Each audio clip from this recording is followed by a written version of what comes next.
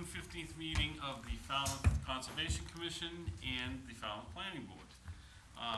Tonight's conversation is going to be about coastal resiliency. Before we get started though, anyone with cell phones or other electronic devices, if you could please silence them, it'd be greatly appreciated. Okay, Brian, if you could lead us off. And thank you, Mr. Chairman. For your record, my name is Brian Curry. I'm the town planner. So my tenure started here in 1989, and I don't quite recall these two boards ever meeting in joint session. Really? So congratulations to everyone here tonight. We have at least once. I think we have at least once. Maybe you weren't here. I can't remember. I'll say, well, once in 27 years, I think now it's twice. So congratulations for that. Yes, the discussion is on, and you should have in your packages and your handouts, the coastal resiliency element. It was voted at the November 2014 town meeting. They vote the goals and the policies. But then there's also actions that the planning board and the local comprehensive plan committee contemplate for both themselves and others. And that'll be the focus of your discussions here tonight. It should be a fun night. We're not in regulatory world tonight, we're in planning world, so it should be a lot of fun. The board also wants to talk to the commission with regards to what other towns might be doing or have done and what we might be doing. And so in your package, you'll also see something from the town of Chatham in their conservancy districts. They've had conservancy districts for about 20 years. And at their last town meeting in April, they did make some changes, but we thought it would be best that you simply have what they've been working with for 20 years as a template. So that in a nutshell is what the board brings here tonight. And I know you want to also discuss your Conservation Commission initiatives with wetlands restorations and other sort of topics along those lines. I'm here as a resource for you, and enjoy your evening. thanks, Brian. Mr. Fox, the first two items look like they're the planning board. Yes. So turn it over to you, sir. Well,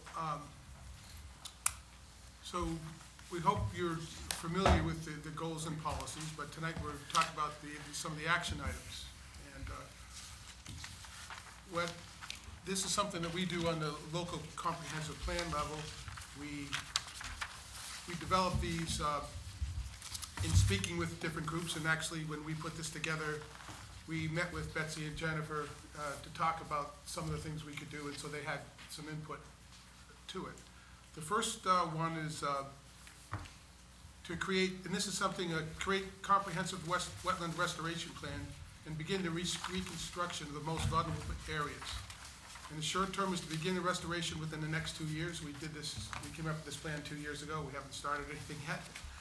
And the responsibilities, obviously we get, you might be surprised, we get to pick the assignments was your committee, town meeting, and DPW. So we are happy to see that you have an initiative about this on your own planning side, so at least we're thinking in the same way. It's not what I'm reading here. So it's coming together slowly, and as Brian points out, these things take a long time. They don't happen overnight. It's just something to work on. So why don't we talk about that for a little bit? What some of the areas that you would think you'd like to do, where the restoration could, what the plans are, what your plans are for that area, any of those areas? You want me to do it right now, or can we do it when we get to our section? Well, it's an open discussion, and we're just talking friendly. I don't want to, I thought we'd just go down the article and. Well, just let me jump in for a second. Okay. This committee, the local comprehensive committee, being from the planning board, we like to vision things. We like to look down the road. What we're trying to get town government to do is to not be reactionary and regulatory for everything. We want to be more proactive. So we want to look at things and see where can we head off some future problems. And that's what most of the action items are addressing, so that we're not always in the position where something goes wrong and we just have to do a quick fix, that we actually have a plan in place. So if a bridge abutment gets washed out, we know exactly what we're going to do and how we're going to treat it. We want to have a plan for the wetlands that we have. We're sewering places now. In our discussions with the conservation members that came to our meetings, we talked about salt ponds and estuaries and things like that, and how they best absorb storm impacts and things like that. We talked about jetties and armament and things like that. What do we do in the future about those situations? What can we do to implement some of the best designs for coastal resiliency? So that's what we're looking for, is more of a proactive approach to how we can protect the town and its resources.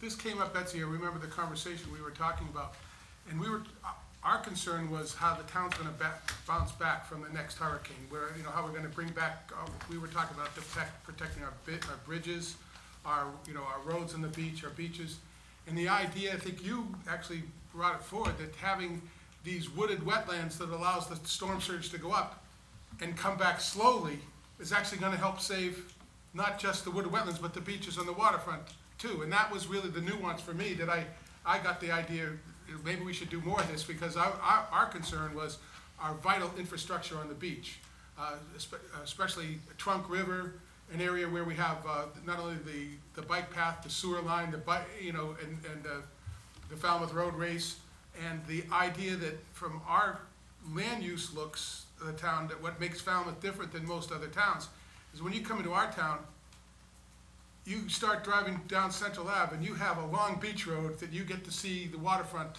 over the whole town. We're the only town on Cape Cod that has that. All the other towns that's all private property. You can't drive those beaches, you can't see it. And we, in our discussion, thought that's kind of what Falmouth is. People used to say, isn't Falmouth nice? Well, Falmouth's special because that's one of the components we have. And so, not only preserving wetlands for saving wetlands, the idea was that we learned from you and from doing other research that it might help us save our waterfront as well in a massive storm. So that's how our idea of putting a goal to go out and start working on wetlands restoration.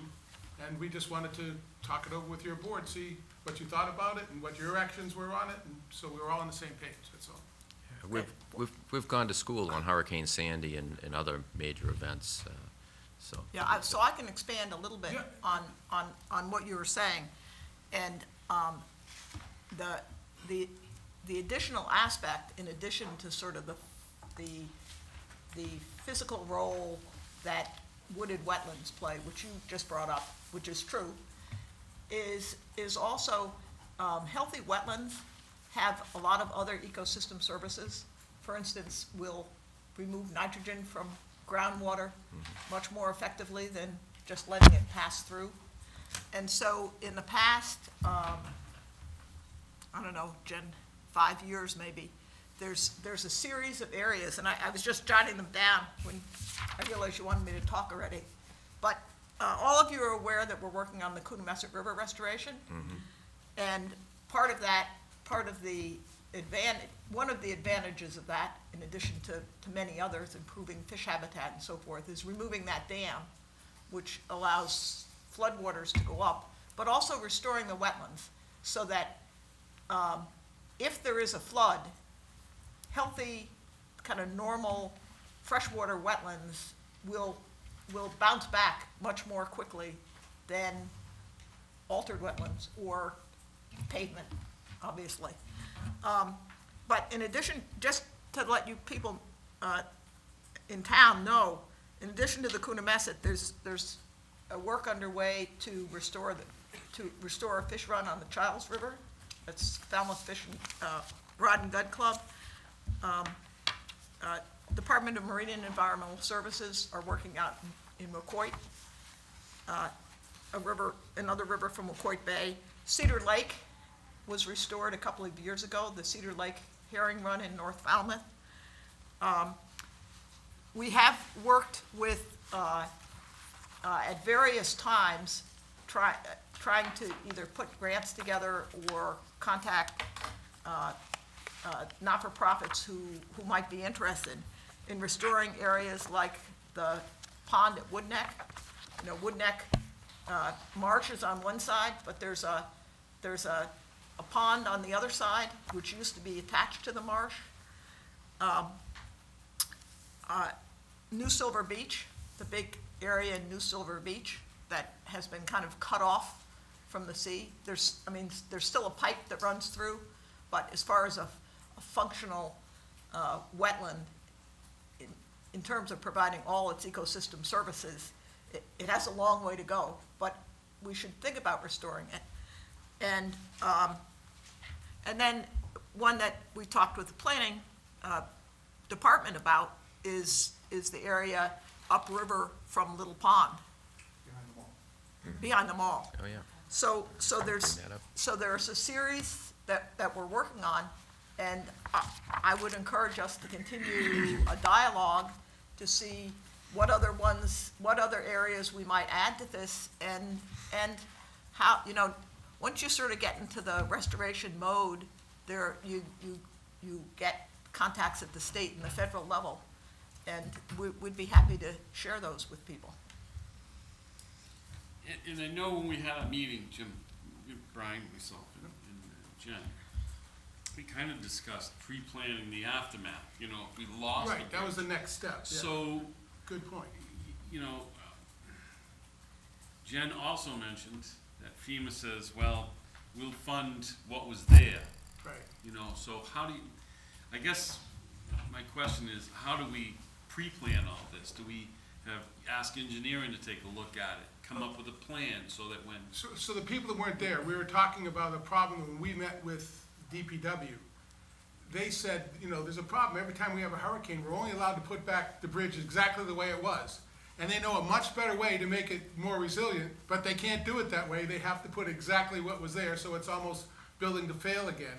And so our idea was to come up with a concept where we could either get it approved or advanced, or I think Jen said, well, you just gotta rebuild it now the right way, before it gets knocked down, but, actually make it more resilient. In particular, the discussion came, our concerns were the choke points at Trunk River, again, and at Mara Vista Great Pond, Coonamessett entrance to the Coonamessett River. That bridge is really, I used to live in that area near Hurricane Bob, and boy, that thing's on the edge a lot. And when they took that bridge down to rebuild it, it changed our town big time if you lived on the other side of the bridge. My commute to downtown went from 5 minutes to 25 minutes. And that was a big impact, and it cut off the whole town.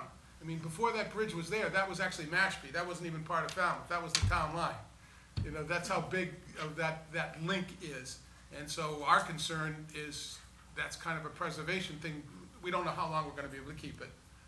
We're all faced with sea level rise. But from our side, we wanna do everything we can as long as we can. And so that's what we wanna talk to you folks about, to do some pre-planning. So, Jim, our thought when we were talking about this with, I think was with Peter McConerty, is that if the DPW had plans in place so that it could be deemed shovel-ready, if something like Sandy happened, the government funded shovel-ready projects. So, to be done. I don't know the truth of that, that's what I understood. So that if engineering could create the plans to make a difference, that it wouldn't be wiped out in the next storm, and they just filed it until. I don't know the truth of it. well, I think that having seen the effects of hurricanes firsthand, you can't always predict what's gonna happen.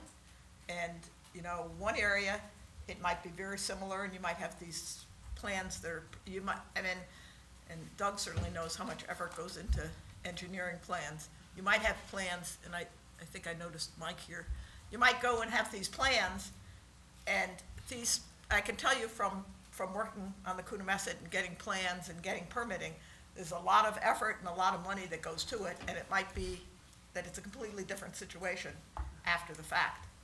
But there could, what I'm This is wondering. something they brought up, we don't know. Well, no, but I think a lot of times I know we're a permitting agency, but sometimes permitting agencies tend to be very restrictive in their thinking. And I'm wondering, I don't know, Brian, you might be able to shed some light on this, but whether it's, is there any kind of, well, I think Sam, you went to a workshop, but is there any sort of forward thinking for some of these, I mean, these things would all require, Concom permits, 401 permits, 404 permits, et cetera. But is the federal government willing to be sort of proactive on this also? I mean, it's, I don't know. I mean, we're trying to figure out how to bounce back better. This comes from our element about resiliency, not conservation, which is how you bounce back. And Right. this is one of those ideas is planning, and so we need to have a joint plan, because it's in your area. Right. So we don't know the answer, we're here to right, find but we're it. not the only, I mean, we're not the only town facing this. Coastal towns are facing this everywhere, and they would have the same permitting restrictions. Hey, Doug. Were you gonna say? Okay, so one idea that came to mind for me was the fact that at the Mara Vista Bridge, when they rebuilt that, there was the section closest to the Mara Vista Beach there in front of the hotel. Right. Where they used some plastic sheet piling. And in that area where they used that, even though the sand comes and goes, that's held up really well. And I was wondering if there might be some plan where we use that type of material along the roadway. Then when the storm comes, it may wash things away, but maybe the roadway would remain or more intact, and that would help us to rebound. That's just one thought that I had. Well, it's interesting you say that, because the Surf Drive that was redone, I think it was after Sandy, right? Is all, Bob. anybody who runs and rides their, no, after Bob, but after Sandy, it was Yeah, all it got undercut, messed up again. Yeah. and it was redone. Right. So that areas like that, it might be wise to identify areas like that at least, Right, even if it's a small-scale project, like a demonstration project in our most vulnerable area where the, like the sewer line and the bike path all converge and the roadway is so exposed. right, And the right. Falmouth Road Race, we just think if we lose that, we're gonna change our town. But yeah, I mean, it's more than just the road Yeah, there. it's a lot. Mike, did you want to say something, Mike? Yeah, looking around the room, I was on the equivalent of civil defense in Hurricane Bob, and I actually was out there after the storm. And I just wanted to share some things with you that the damage was strange in places. And it was actually hard to understand some of the things that happened, but on the roads and on the bike path that was near the ocean, the water lifted the pavement up and washed the sand out, and then the pavement would collapse and you'd have these great big lumps. And so I suggested at the time when they rebuild them, they actually extend the hard surface down a little bit, maybe would stop that. The other thing that was very surprising was how in places the waves attacked certain areas, it didn't attack others. And behind the Chappaquiddick Grill, there's a brand-new box culvert.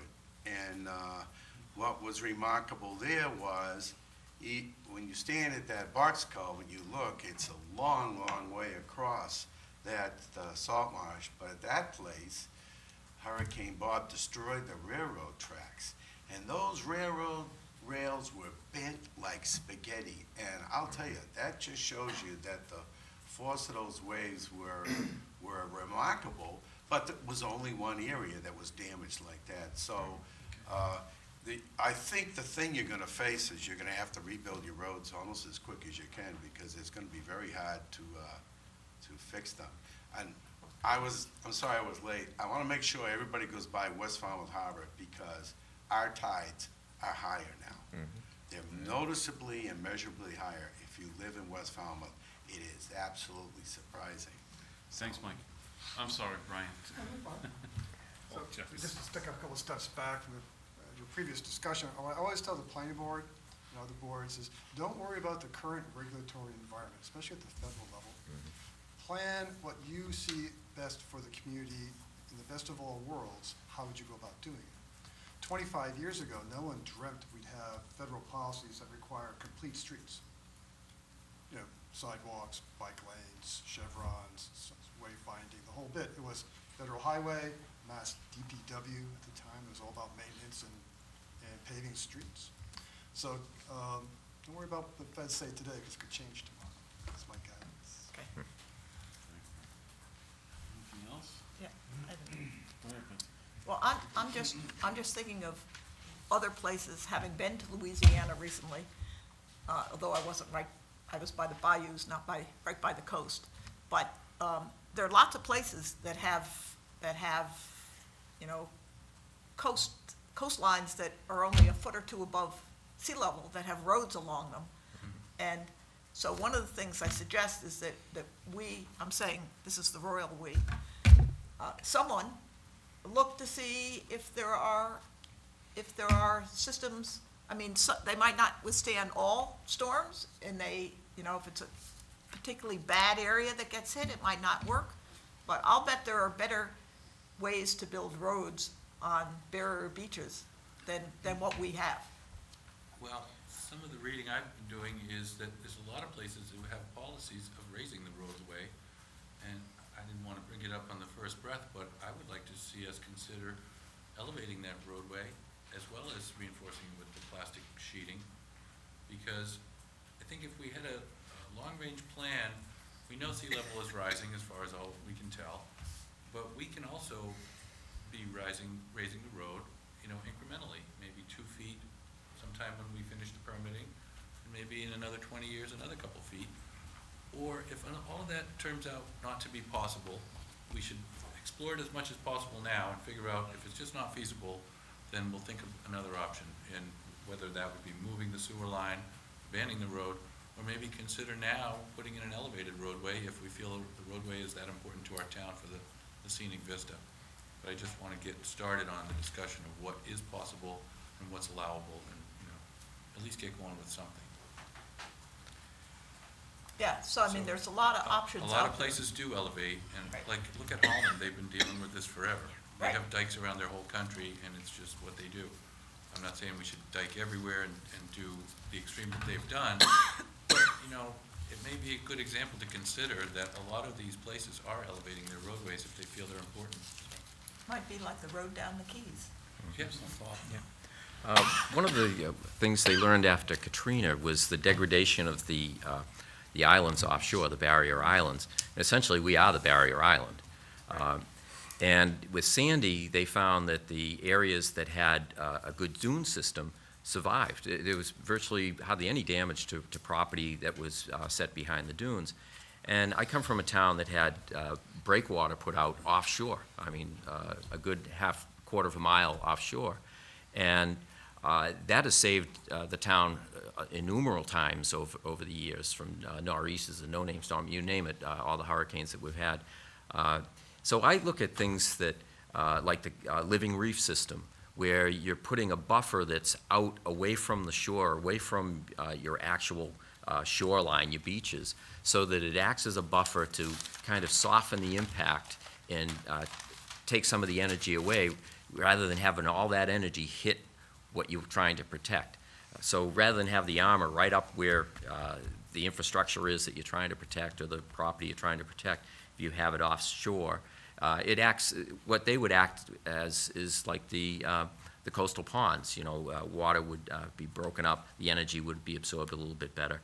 And I see that as one way of protecting areas vulnerable like Surf Drive and Minot.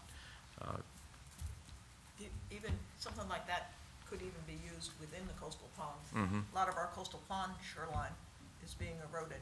And we actually, that was an idea that came up when we were talking about Graham, that we were talking about the Coonamessett, but then we were saying, well, let's do the whole Coonamessett Great Pond system, and maybe we ought to think about like oyster reefs off Right. within Yeah. Great Pond, you And know, in it- an area where, because there are multiple uses of those ponds. Right, but- right. And in a living reef where it actually will create a shallow area between the outside edge of the reef and the beach.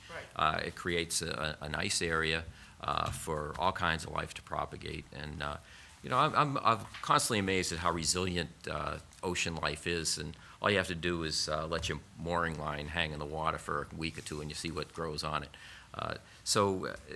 To pump sand up and create a reef like that, I could see huge benefits for the marine environment as a result of that. So I think it's something that I would really seriously like this town to consider. You have something, Courtney? Actually, a lot of the thoughts I have are been sort of covered in one way or another by some of the people who've spoken ahead of time. And I think it's both short-term and long-term, and part of it has to be an assessment. Someone spoke earlier about the fact that we have a shore road that runs pretty much all the way from Central Avenue all the way into Woods Hole, and that's kind of an asset in this town that's enormous.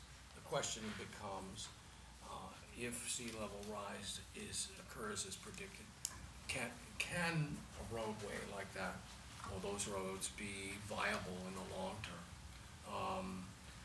In the short term, certainly repairs and sheet armor, sheet piles, and all that stuff, all these things, elevating highway, those are short term. And I think one of the things that the town has to look at is whether or not there are alternatives to some of these coastal roads, maybe that we have to start looking at.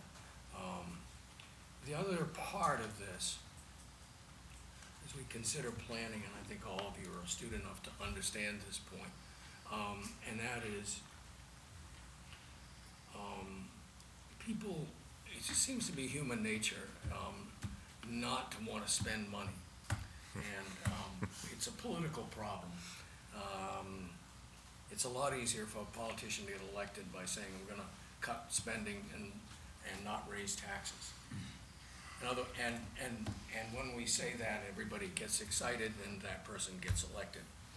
But the problem is that what we're doing is we're shortchanging the things that are vitally important to our existence, not here only in Falmouth, but throughout the country. And we have infrastructure that's decaying, bridges falling down, roads that are bad, mass transit that's, becoming third world and so forth. It's because we're not investing the capital in it on an ongoing way. And why? Because it's a lot easier to say we don't want to spend the money, because in short term, that's more attractive to the voter. And so I would hope that as we begin to look at solutions to this, that we also look at ways to fund it, because that becomes the tough part of it. You can sell it to this group, everybody thinks it's terrific, take it into town meeting and you tell them you're gonna raise the taxes or have to float a bond issue or an override, and all of a sudden the scope of it changes. I would suggest that it's not even just the money, but the reaction, particularly in this town, to change. And Oh, yeah. particularly, you're gonna change, the things I love most about this town. I think it's a big hurdle. What's the change though, Mary? I mean, Doug Well, had the idea of raising the roadway a little bit. I mean, incrementally, is that what you were talking Right. about, Doug?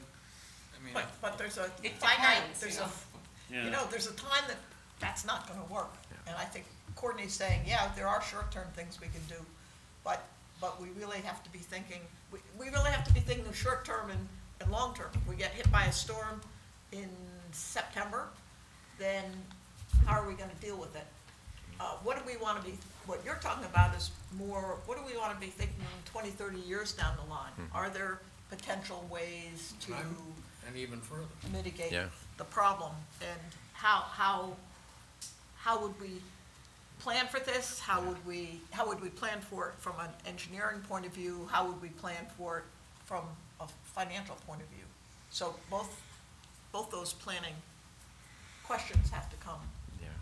I mean, it's all well and good to elevate Surf Drive a couple of feet, but if we have to issue fins to everybody that wants to go to Woods Hole because it's under 4 feet of water, and we're looking at the end of the century, then we haven't really addressed the issue. I mean, there's gonna be some real tough choices, and I was looking I was reading this coastal resiliency statement, and it's a great thing, and we're talking about, all of a sudden,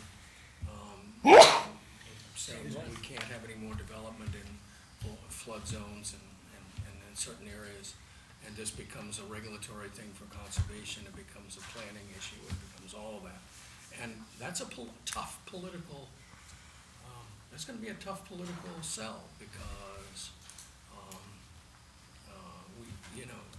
we already find that on conservation, that sometimes when we're balancing property rights with regulatory stuff, that, it's a very hard thing, and, it's not an easy job, and it's not an easy balance. And when the more of that sort of stuff you do, the harder the political choices. Well, Paul, you go ahead.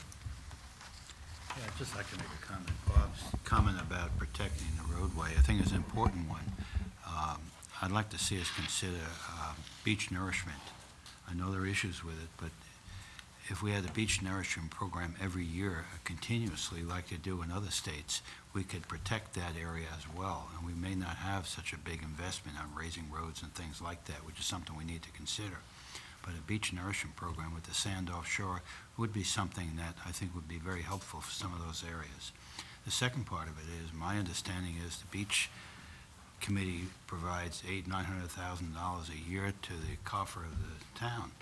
We should be able to allocate some of that money toward the beach nourishment program that you're worried about. So, I just wanted to say, I don't want to try not to, be unrealistic, but I don't think we should focus on really what the costs are. We should focus more on whether or not it's a good idea for us for now. And if we can come up with a plan, then we should.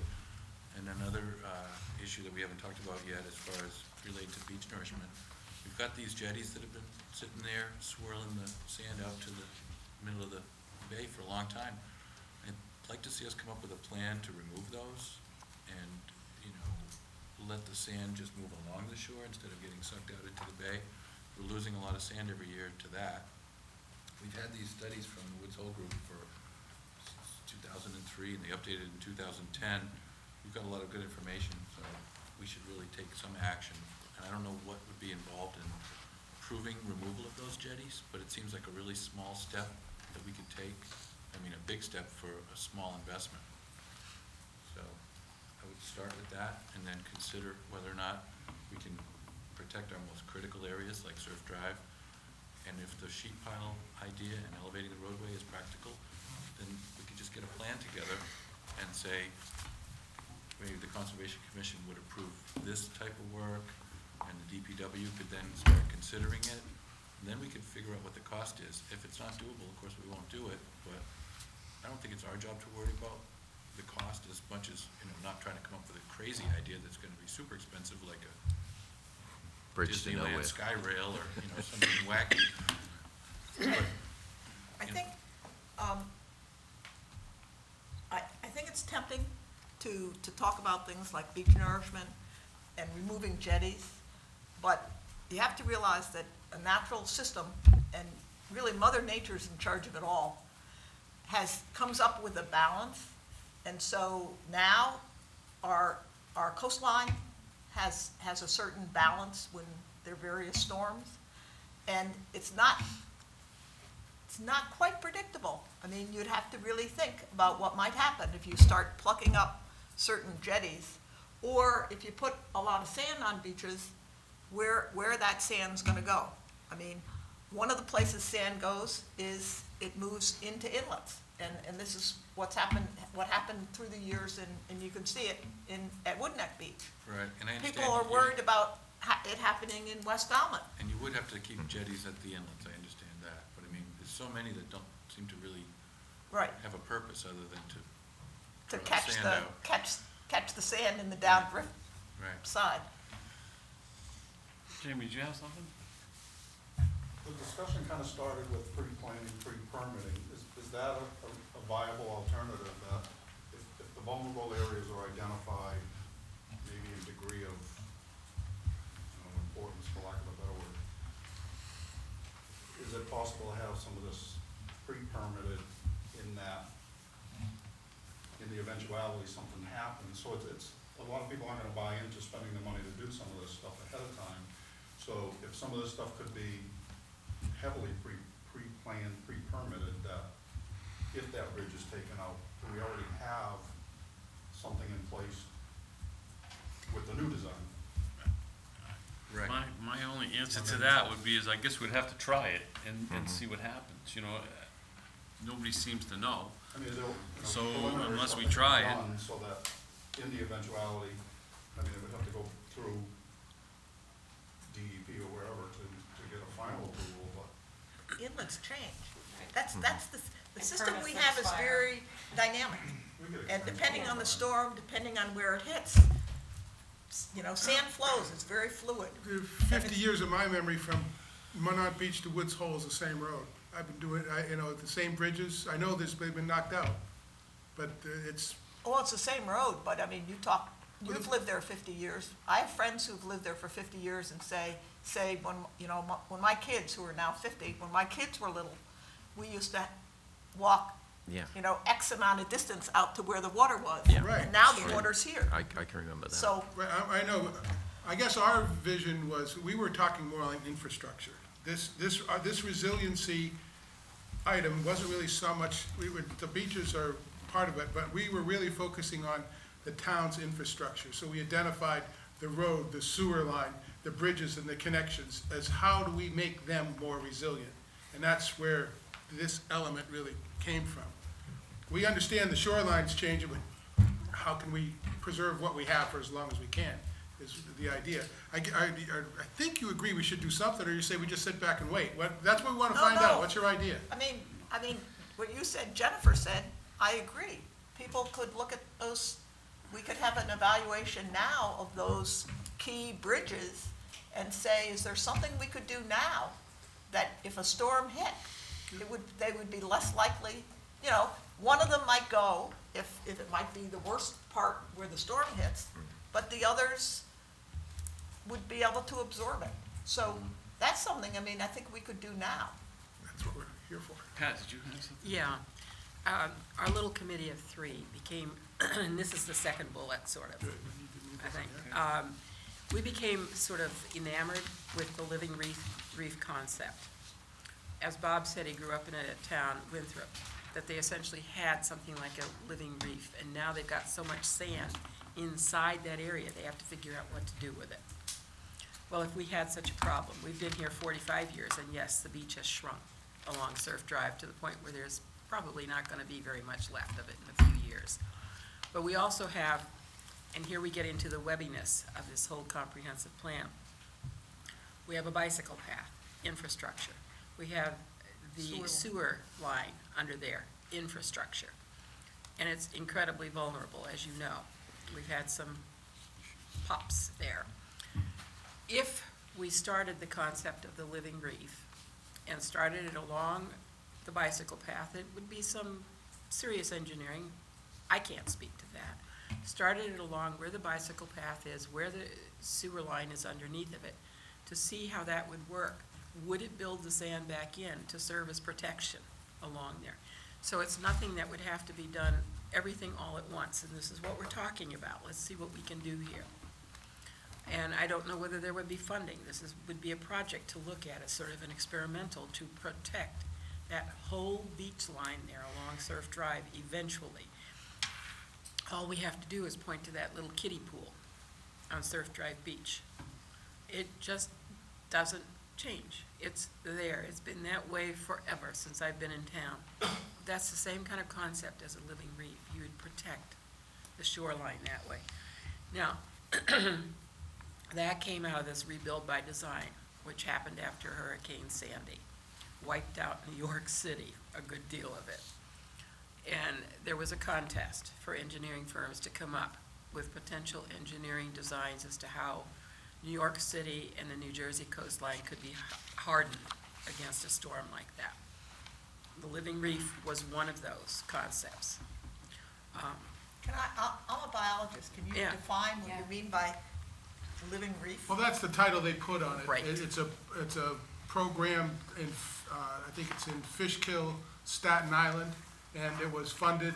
They actually, Bob described it a little bit. There's actually a website you can see on it. It's basically a break off the shore that eats up the waves, and then every time they they dredge, they keep putting the sand back on the inside, and the break kills some of the energy of the waves and stops. It'd be protects some of the basically sand. We're not talking about life. No, When but- I talk Well, about, I'm no, a coral reef yeah. biologist. No, but When I yes. talk about a living reef, Well, it has oysters in covered, it. it's redundant. Should I pass this on? I don't know. It's just some stuff from that. Yeah, you're essentially, Hang on, one at a time, because it's tough for recording secretary, please, so. They're also known as wave attenuating Yeah. devices. I think Wave that's- attenuating Yes, devices. they're concrete structures that are placed offshore. I can get both words. Well, I- Anything but living I know what we're getting. But I've seen, it's called, I've that's seen, what they call it. again, I know we'd like to think of quick and easy solutions to things, but I've seen a number of coastal geology talks where those kinds of barriers have been put out there, and they, so it's out in front of this part of the beach, and it really changes what happens to either side. So, yeah, I'm not saying that this isn't an idea we should explore, but I'm just saying it's not quite as simple a fix as Well, it we sounds. understand that, yeah. It's just a dream for us until we, get some an experts to tell idea. us if it's practical or not. Yeah, that's an idea. So Instead put of it on doing the nothing, table. we're Well, we- studying at least. Yeah, Well, and Exactly. the next bullet point down is to do an independent environmental risk analysis and to have recommendations come out of that, so that you find out from that risk analysis where the most vulnerable points are and what the firm that would do it would suggest as potentials. Now, do they have all the answers? Probably not. Can they understand what the heavens are gonna do? Probably not entirely, but, if you get some experts in there to work with the town, we can only imagine. We don't have that expertise right here, so we can only imagine and come up with this list of, gee, we should, to move ahead. So those three, again, are kind of interrelated, but we've also discussed, as you just heard from what I was saying and what Bob and Jim were saying, the whole infrastructure problem. And that is, then you run into the question, okay, if we get a massive storm, well, it wiped out all of those, well, almost half at least of those shacks along Surf Drive Beach. And I remember reading in the Enterprise, if they were wiped out, they could never be rebuilt. There they are. So we'd have to have a policy in the town. What would we rebuild? What wouldn't we rebuild? If, I'm throwing out questions that come into this whole question of your purview here too. If some of the lower lying areas, very small lots that are now being McMansionized, were wiped out, and the Falmouth infrastructure was wiped out, let's say some of this new sewer line that we're putting in is wiped out, the water lines wiped out, what responsibility does the town have to rebuild all of that infrastructure to service houses that no longer exist? And far-fetched, yes, but Katrina was far-fetched. That was massive. It's not so far. No, it's not. I'm just using that word, and I know perfectly well it is not. A Cat 5 hurricane is incredibly destructive. Are we gonna get a Cat 5 up here? I don't know, the water's getting warmer out there. Probably not, but a Cat 2 could do a lot of damage. It Oh, yeah. certainly Well, could. Sandy was not even a hurricane. Right. So, it was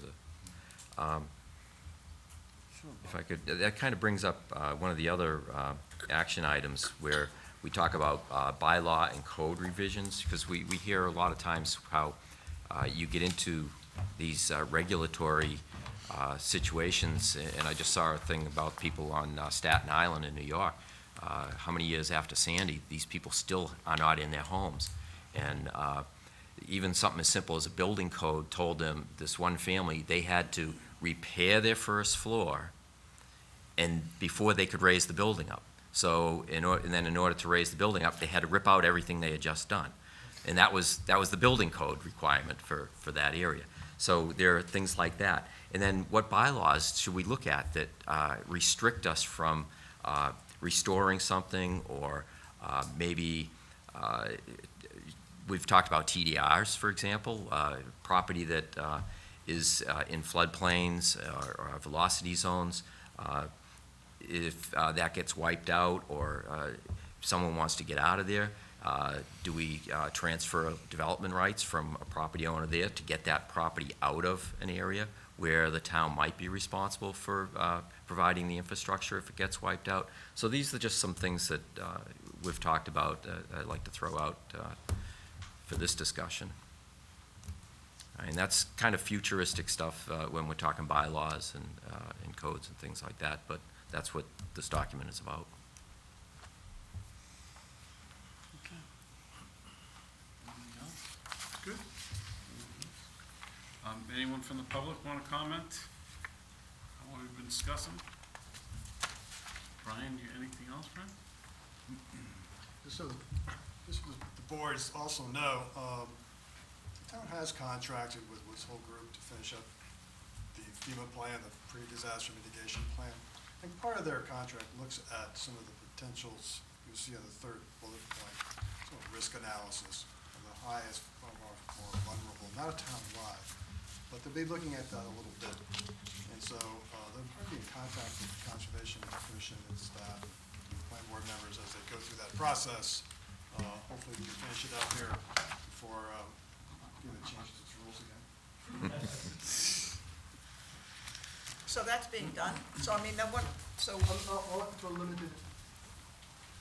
To a limited extent, Betsy. I think the third bullet point talks about an evaluation of the entire town. We're looking at really critical infrastructure on this mitigation plan. That then is fundable through some of those pre-disaster mitigation funds. There's only $50 million nationwide. Not a heck of a lot of money, as you know. But don't worry about the federal government. Things, Congress can fund it, after the next Category 5 hurricane in the Northeast,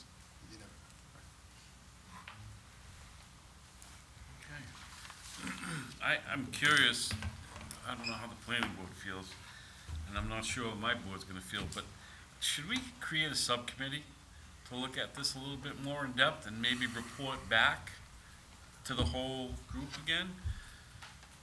Sure. That works for us. I mean, we do a lot of work in the subcommittee. That's what this came out of. Come up with more ideas, Betsy. I think it's a good idea. I really do. Think into the future. So I think it's a good idea. well, I think it's a good idea. I just want to know what the charge of this subcommittee That's what will we're be. working on right now, hopefully. Our little subcommittee, we find, can be fairly freewheeling. One thing brings out another thing, brings out another thing, and that's what I would expect a subcommittee to be. But the true value that I see in the subcommittee is, as Brian said, he doesn't ever remember in all the years he's been here, a joint meeting like this. I think he just stayed home the night we had. That may be. I remember having a That meeting may with be. But what it would do then is to keep this conversation going That's between what I the was two thinking. boards. I think that's a good idea. And to assure people, this subcommittee, the way ours work, we have no authority. We come up with the ideas, we bring it to our entire board. The entire board says yay or nay, and then we take it to the selectmen, and they say yay or nay. So it really is just a think tank type thing. We don't really go too far without going to the entire board. So we only do things to bring it forward to the planning board. So if we did something like this, this group would do it, they'd take it to both boards and see if it kept going. If it doesn't make sense, the board says, no, it's the end of the idea. You're not letting a small group run away with it, you're just having a few people focus on doing a plan. Come up, keep people thinking. To keep- That's the whole thing, is well, to keep this going. It was a couple years ago that we met with you, but we thought that was a really productive Was. meeting that day. Yeah, oh, with, Yeah, Jen, Yeah. we came up with, there's one thing that came up at that meeting that amazed me. The beach committee was always complaining, the conservation won't let us clean the seaweed on the beach, and we had a conversation with you, so as long as 10% of the beach is kept natural, you're okay with them cleaning the beaches. That wasn't even something anybody knew, and in fact, they probably still don't know that now, because it doesn't get communicated, so this kind of well, somebody communication.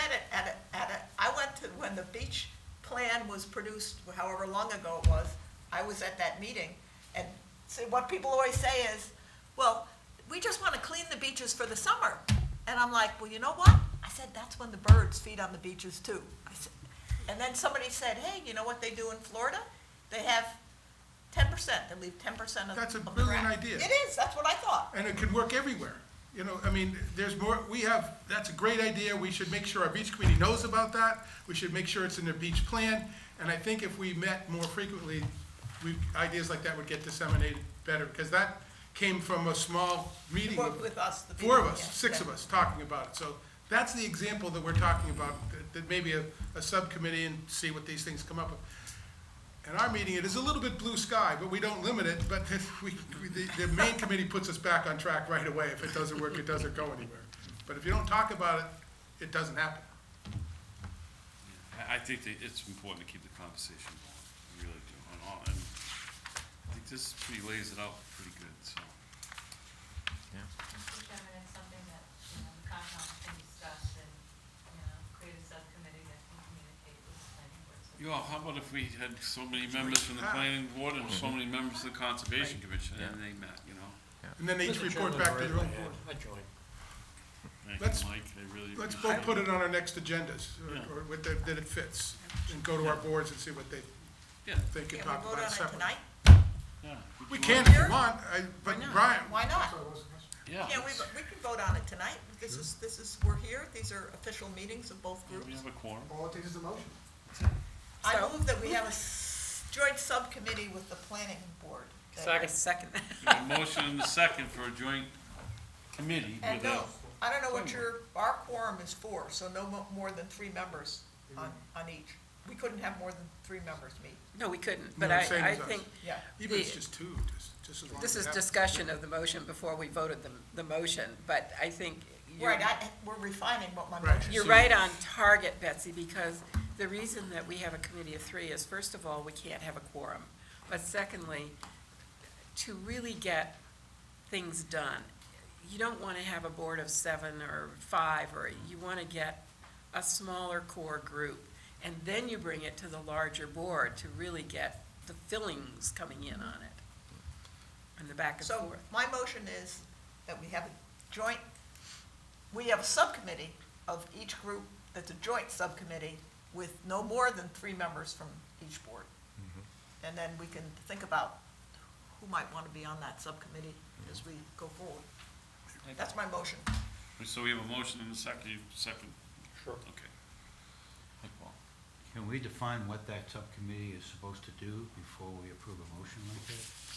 Well, I I think mean, it's just to there. have a committee I without think- some definition of what they're, if it's gonna Pretty be much what coastal we've been doing resiliency, here. that should be in a motion. I think pretty much what we've been doing here, and To again. focus on action items in the comprehensive plan. But you also can think outside the box too, because Absolutely. something might come up, that we, Yeah. like, I think that one of the first goals of that subcommittee would be to develop a mission statement and put it forward to the committee before we go too far down any road. That's fine, but I think there needs to be Yeah. some definition of what that subcommittee is. We have definition and a definition and a mission statement. Yeah. And we'll put that subcommittee can bring it back. Number 1 agenda, yeah. And when that's on place, we may all disappear. We can try. anything else before you're gonna have to have your own separate vote, Right. right? Yeah. So, as far as the conservation commission's going, anything else, Beth? Nothing else. I said I Kristen? wasn't going to speak tonight, I have a sore throat. I know, you're speaking all week, haven't you? Hi, Kristen. I'm not sure if I have a lot to add.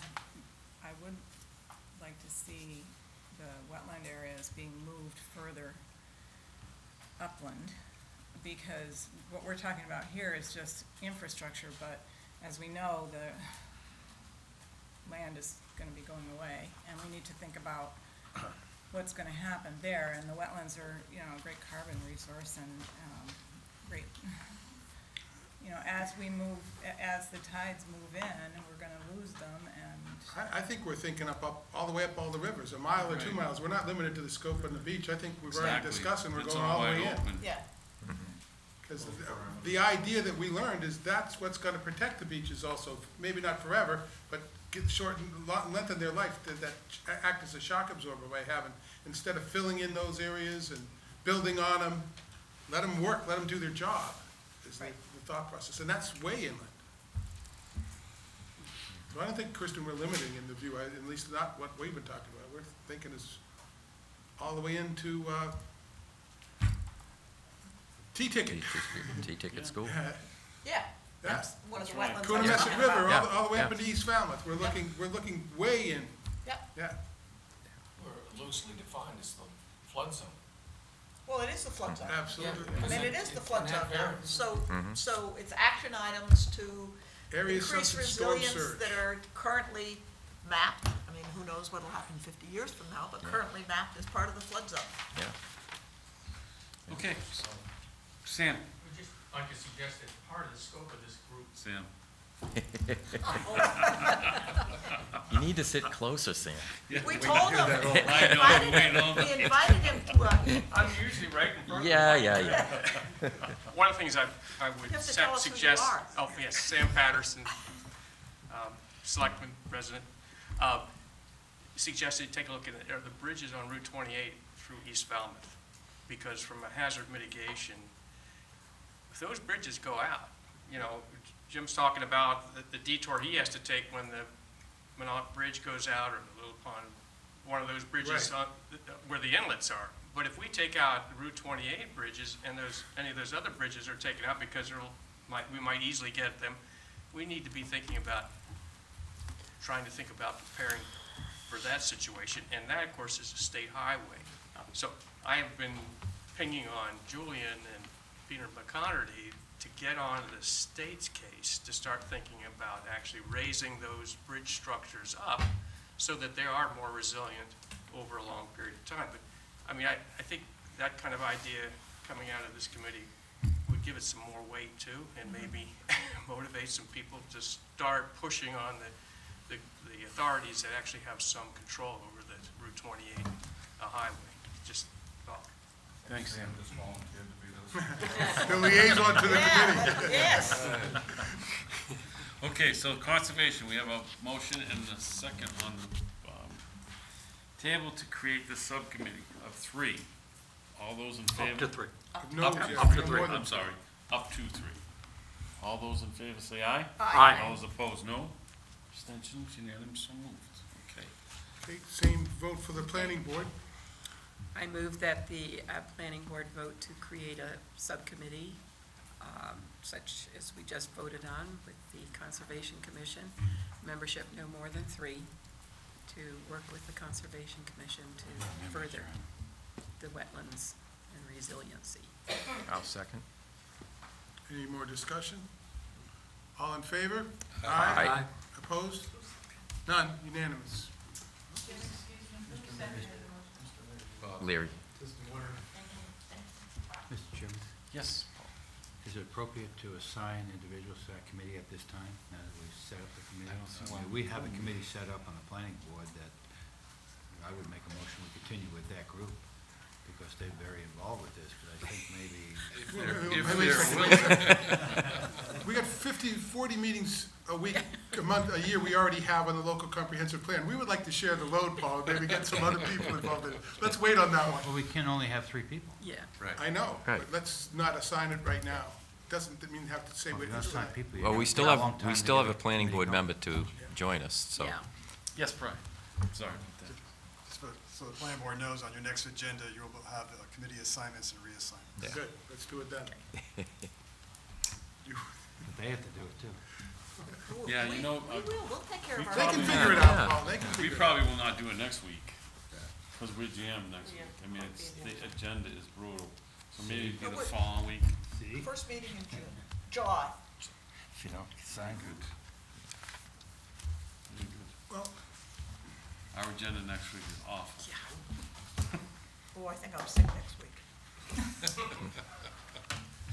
But if you want to meet some, or not meet, I shouldn't say that. We'd have to figure out how often they were going to meet. I mean, some of us have other, we can you know. take this up separately. I think we've done a really good job so far. I think we'll just work on it individually and then come back together again. Okay, that sounds What we good. found with the LCP is that we decided our own meeting schedule according to the availability, the time, and the numbers of meetings, and would probably work. Great, awesome. So we'll choose our team next week, and then the chairmans will talk and get That together. sounds good. So, Good. So, Betsy, did you want to talk on the number 3 on the agenda? I already did. yeah, I think we covered it, yeah. I already did, that there's much more than just resilience. Right. Resilience for infrastructure is one thing. Wetlands resilience has a physical role, which you already Yeah. talked about, but there's all these ecosystem services, and you talked about carbon sinks, it's also a nitrogen sink. You know, there are a lot of things that healthy wetlands can do, and healthy wetlands are much more likely to come back quickly and be functioning the way we want them to function if they're have been restored.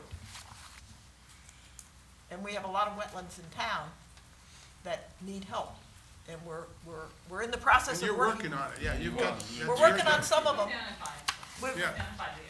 we've identified them, and we're working on some, but it's a long process. One of the things we're gonna do on the local comprehensive plan is that our committee, that group plans to go to the different boards and say, okay, these action items have been in place for a couple of years, what you've done, and so we would ask you to report, we collect all that information. It sounds like you have a full report ready to go on the things you've been working on for 2 years. So that's great. See, we kinda learned that tonight.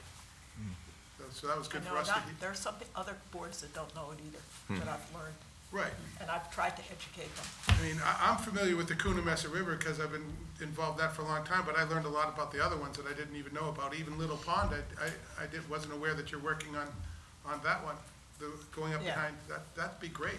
Yeah, it's exciting. I Yeah, I think this think is an it is. exciting time for people who care about, natural areas in town. And the public will learn about it too, and then be a good idea, so, all right.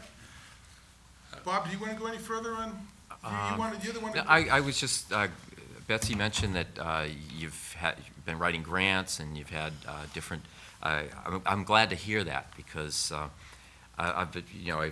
my board has listened to me rave about how we live in a scientifically rich community, and this is a perfect laboratory for the sciences and in wetlands restoration and coastal resiliency. And I'm just wondering if that can't be pushed some more, who we could get to push more for that? Do you want more push for that? Well, we do, and I can't talk about it tonight, but soon I hope I can talk to you, and I'd be happy to go to your meeting and give a little update as to where we are. But Great. I think we have an opportunity in this, I will say this, we have an opportunity in this town to, not only do restoration, which we're in the process of doing, but really accurately determine how much a role it plays in some of these ecosystem services. And I think it's important as far as other initiatives that are going on in town. Yeah, And yeah. I mean, I'm a scientist, so, Yeah. I think Falmouth it's should be exciting. leading in this. Falmouth should be leading, yeah, It should be. yeah. I'm good. Great. Yeah. Okay. Everybody's good? How about the public? Any comments, Sam? You want anything else from anybody? Mike, you good? Gee, Mike, we missed you at our meeting. I gave him a chance to talk about it a little. Yeah. So anyway, so we should do this again, really. I mean, the subcommittee meets up, and then maybe sometime next fall, or, when it slows down a little bit, we could do another one of these joint meetings. I thought that was very good, very informative. Enjoyed it. Kind of and know if where I you didn't guys like it- are, and, kind of see where Are we we wrapping are. up? Yeah. What, wait a second. No, we were missing What something. about this The Conservancy. The Well, yeah, Conservancy. Bob, I overlay offered- regulation? Oh, I thought you meant, We're just wrapping up that other part. yeah, I thought. I we- thought that's what I gave it to you. Oh, no, that was the handoff? No. Yeah, that was the ac- handoff. Actually, I don't call for No, a Bob, motion to adjourn yet? I thought Keep Bob going. had something he wanted to do, and Right. I thought I waved to him, see if he wanted to go with it. Well, We I discussed had- it a little bit. yeah, I had one I thought thing. we and- just grazed No it. motion to adjourn yet. Oh, okay. No, actually, the segue from going up behind the mall up to T-Ticket, that waterway there, we talk a lot about redevelopment in this town. Things are going to get redeveloped. Things are going to change. The days where you fill in a cranberry bog and put a mall on it, I hope are gone. And I've been to several conferences on sea level rise and coastal resiliency, and one of them I came across Falmouth's Conservancy bylaw, which pretty much prevents you from building in a flood zone and velocity. Chatham, rather. What did I say? So you said Falmouth. Falmouth. Oh, I wish. You're a little ahead of I yourself. wish. Chatham's Conservancy bylaw. And I think this is, something like this could be an important tool as areas in town do get redeveloped. Do we want to be developing areas where we shouldn't be developing? And I've said at our meetings that I would think the first stop would be for the town to think in those terms, that the town should not be promoting development in these areas. And from there, it shouldn't be a stretch to go to the private sector as well. So in a case where the mall does get redeveloped, the stores and things get moved further up into the parking lot, and the wetlands in back become a restored wetland and maybe a green path through that section of town. So I think this is a tool that might aid in that when it comes to redeveloping in these areas. And I'd just like to know what other people think, and this kind of fits into the bylaw and code change action item that we have in this element. And I throw it out there. We've discussed it at our board. I've heard it discussed at several conferences I've been to and webinars and things like that. And I just thought I'd throw it out here. I won't say any more after this. So, for a few years, I was on, and I believe we still have, but I don't know how active they are, the Coastal Ponds Committee that before you were on, Sam, that was established. And so I just want to throw out, would that be part of this? In other words, are you thinking, because that's a little bit different than zoning on land? I'm just, I mean, we could do either, or we could combine it. It's basically, it's zoning on land. I mean, it's going to prevent you from building in areas that are sensitive, close to wetlands and cedar swamps and things like that, more than the 100-yard buffer or 100-foot buffer or whatever buffers we have. Yeah, it would affect what gets built on land. So any of this zoning is, now we're back in the planning world. Back in planning world, Mr. Chairman, the Chatham Conservancy bylaw, up until April of this year, only affected land underwater.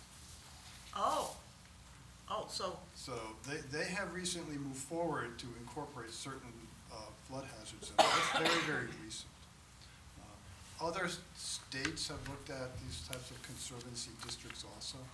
And it's really, very focused in scope. But more states and other jurisdictions are looking at this type of conservancy district. So it started with land underwater, and now it's extending Yeah. to land that might be flooded. Land that might be subject to 3-foot waves. Yeah. Right. Yeah.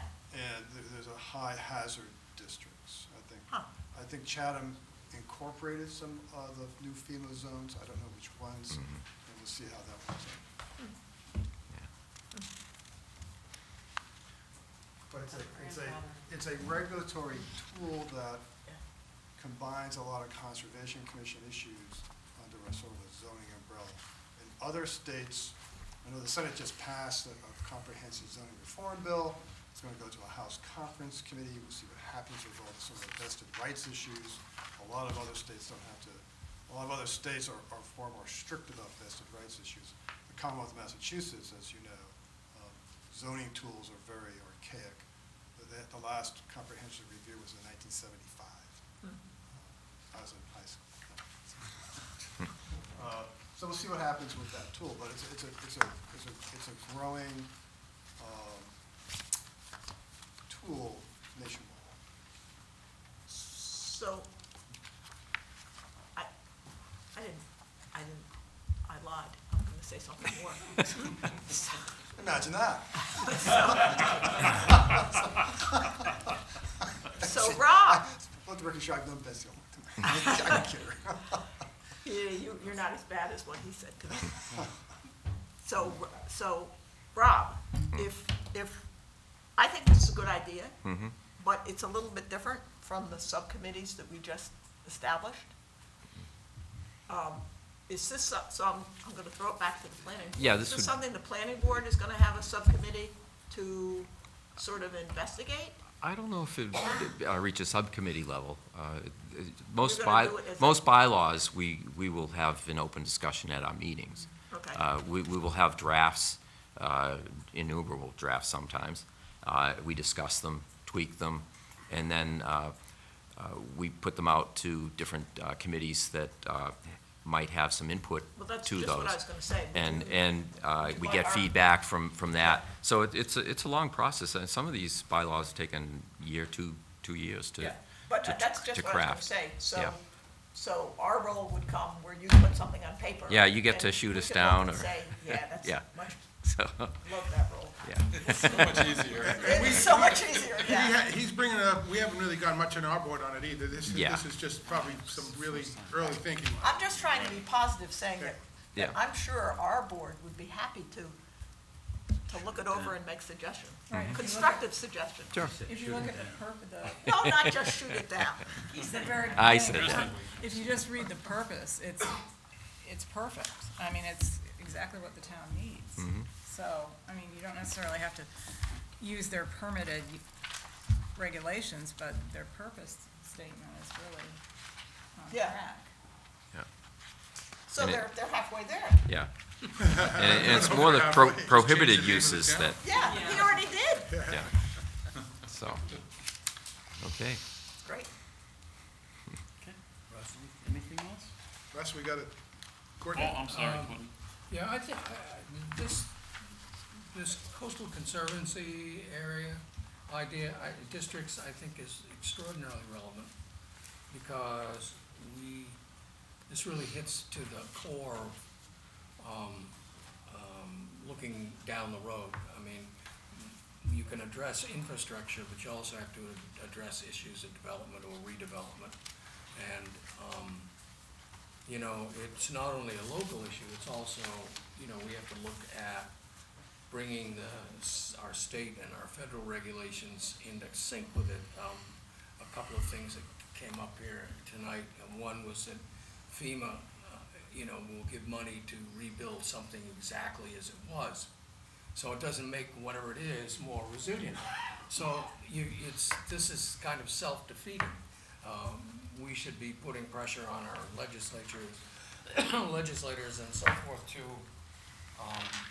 modify that so that perhaps FEMA only pays for the cost of replacement, but gives the town the flexibility to redesign something to be more resilient, and will pay the replacement cost or allow it to be applied to the reconstruction, for example. The other thing is that, there's a disincentive in our federal flood insurance program. Because if we want to control development, one of the ways to control development on the coastlines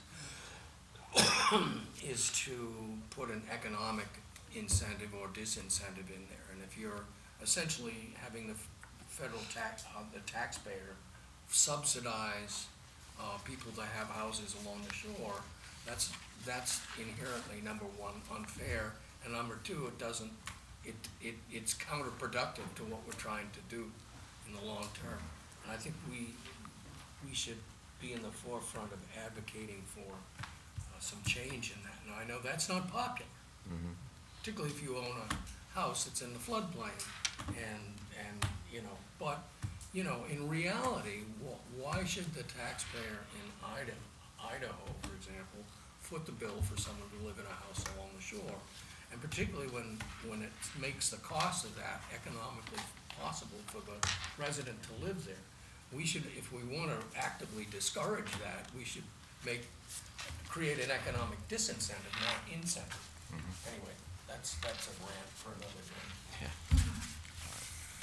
Yeah, I don't know if anybody saw the Frontline Business of Disaster about how FEMA operates and the insurance companies, and it actually, you think of the insurance companies going bankrupt because of these big things, they actually make more money. They have a profit margin of about 30%. It's the reinsurance business. Yes, yeah. That's the money. And we're still paying for it. We're paying the insurance companies to distribute the money. So I thought the government was out of it completely, but it's not. So No, we're, well, we're, we tried to get out of we're it, still, then it we're was- still paying for it one way or the other. So, Yeah, I'm just concerned that on one hand, you're trying to control something, and on the other hand, you're providing economic incentive to do what is not appropriate. yeah. Okay. Anything else? Michael, Yes. can I make a motion to adjourn? Yes, you Second? may. All those in favor say aye. Aye. No. Abstention, we're Hey. Thank you, everybody.